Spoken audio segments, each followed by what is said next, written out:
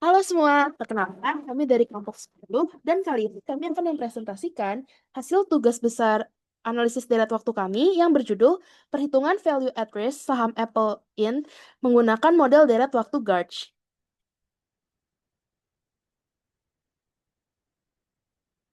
Oke, sebelum kita mulai, mending kita kenalan dulu nggak sih? Halo semuanya, kenalin aku Brian Irsadi Sander dengan NIM 108230112. Kenalkan, nama saya Evelyn Theodor Himawan dengan NIM 108230116. Kenalin aku Nabil dengan NIM 1082309. Dan kenalin nama saya Florina Tiffany dengan NIM 1082309. Nah, si Alvin makan nasi. Kami dari kelompok 10 izin presentasi. Oke, jadi kenapa sih kami memilih topik ini sebagai penelitian tugas ADW kami? Jadi seperti yang kita tahu, saat ini pasar saham itu sangat populer sebagai instrumen investasi karena menawarkan potensi keuntungan tinggi dan risiko yang bisa ditekan melewati metode diversifikasi, yaitu bagi investasi ke berbagai jenis saham, sehingga secara keseluruhannya cenderung menguntungkan. Data pasar saham sendiri juga merupakan data deret waktu, yaitu data yang dikumpulkan secara berurutan dari waktu ke waktu. Karena investasi saham tetap memiliki resiko, maka penting buat investor untuk memahami pola pergerakan harga saham. Disinilah ilmu aktuaria berperan dalam menganalisis risiko dan memprediksi harga saham dengan menggunakan metode deret waktu. Nah, salah satu metode yang sering dipakai adalah model ARIMA, yang cocok untuk data yang stasioner. Tapi karena harga saham itu bisa sangat fluktuatif akibat berbagai faktor seperti kondisi ekonomi, politik, dan lainnya, maka model lima saja itu tidak cukup. Untuk itu dibutuhkan model seperti Garch yang lebih mampu untuk menangani volatilitas data dalam jangka waktu yang panjang. Penelitian ini menganalisis saham Apple yang dikenal memiliki volatilitas tinggi. Model ARIMA Garch akan digunakan untuk pemodelan ini dan berguna untuk memprediksi return saham selama 7 hari ke depan dan menghitung value at risk untuk mengetahui potensi kerugian maksimal. Hal ini bertujuan agar investor dapat memiliki gambaran yang lebih jelas dalam menentukan strategi investasinya. Nah, tujuan penelitian ini ada 4. Yang pertama, memahami dan mengidentifikasi model deret waktu heteroskedastik. Yang kedua, menganalisis data deret waktu saham Apple dan memodelkannya dengan model Garch. Yang ketiga, melakukan forecasting untuk menentukan volatilitas return saham Apple selama beberapa periode ke depan. Dan yang terakhir adalah mengestimasi potensi kerugian maksimum dari suatu portofolio investasi yang terdiri dari saham Apple.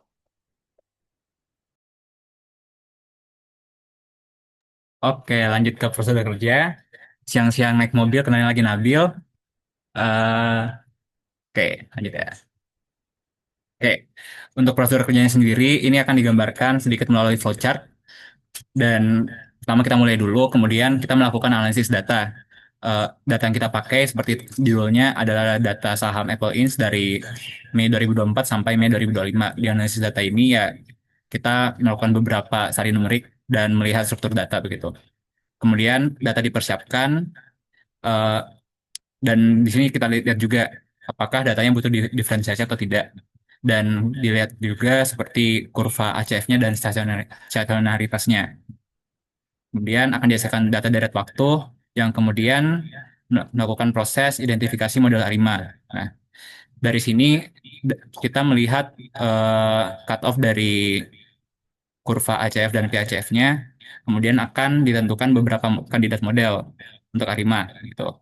Kemudian dari kandidat model ini akan ditentukan estimasi parameternya untuk melihat nilai AIC terkecil dan tetap mengikuti prinsip parsimoni. Kemudian dari sini setelah kita membeli model akan dihasilkanlah model ARIMA yang terpilih begitu. Kemudian dari model ini akan dilakukan uji diagnostik.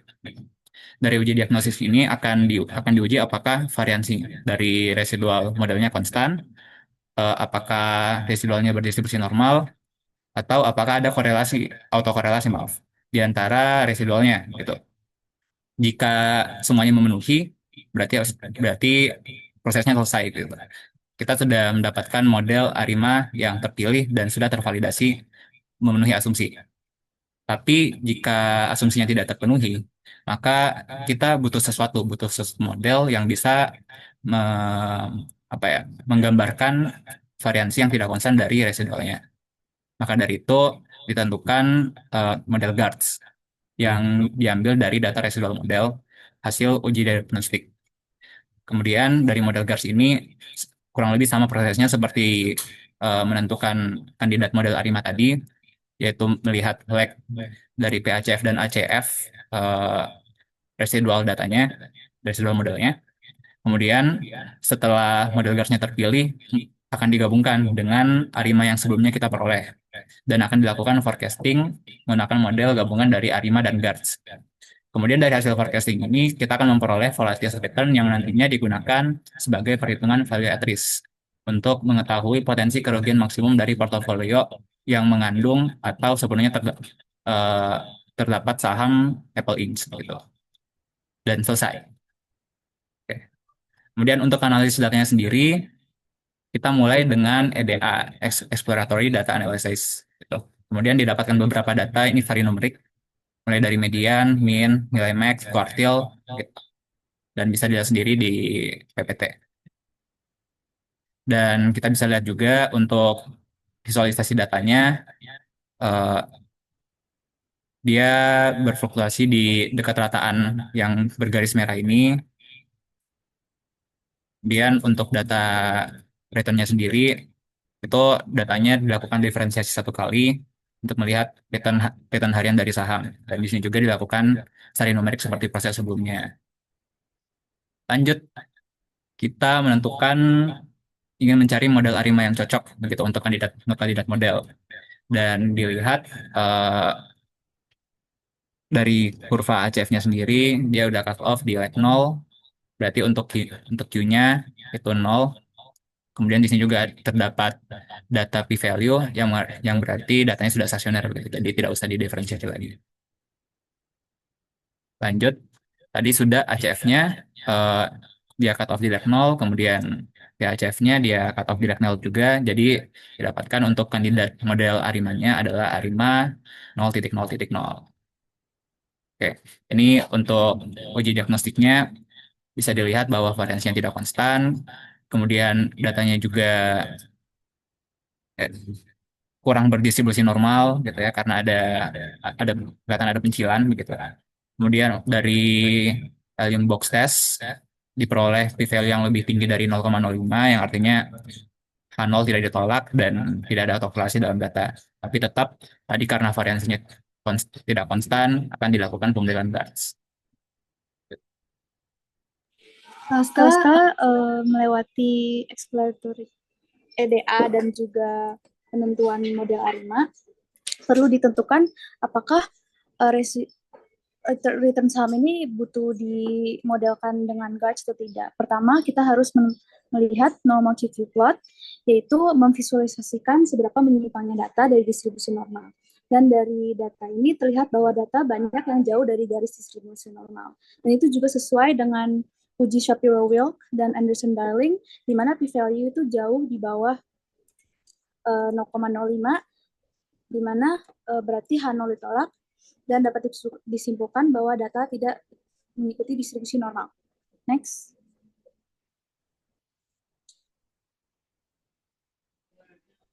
Oke.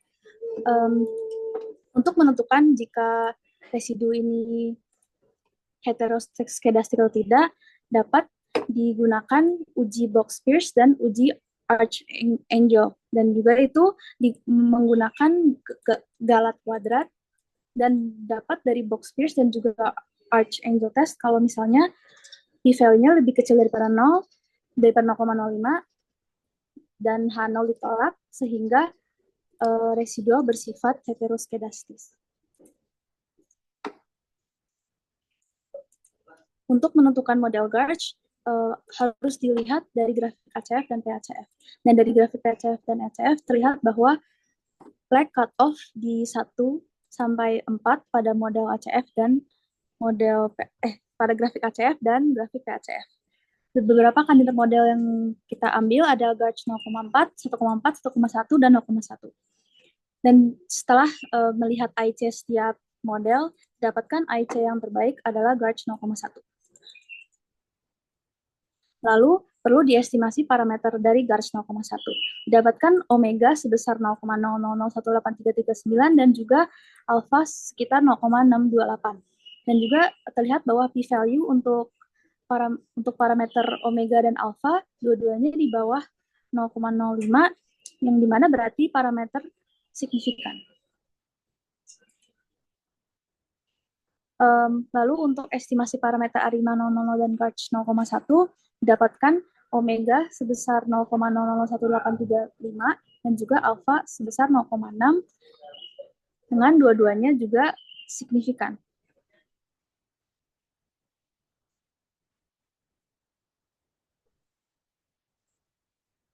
Setelah itu, kita juga perlu menguji diagnostik untuk model ARIMA dan GARCH yang sudah kita dapat tadi.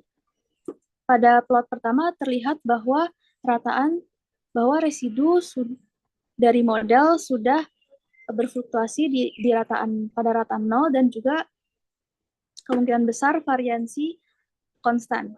Pada grafik ACF tidak ada lag selain 0 yang cut off, dan juga itu didukung oleh tes uji Boxlium, di mana p-value itu lebih besar daripada 0,05, berarti H0 tidak ditolak, dapat disimpulkan bahwa residu tidak berkorelasi.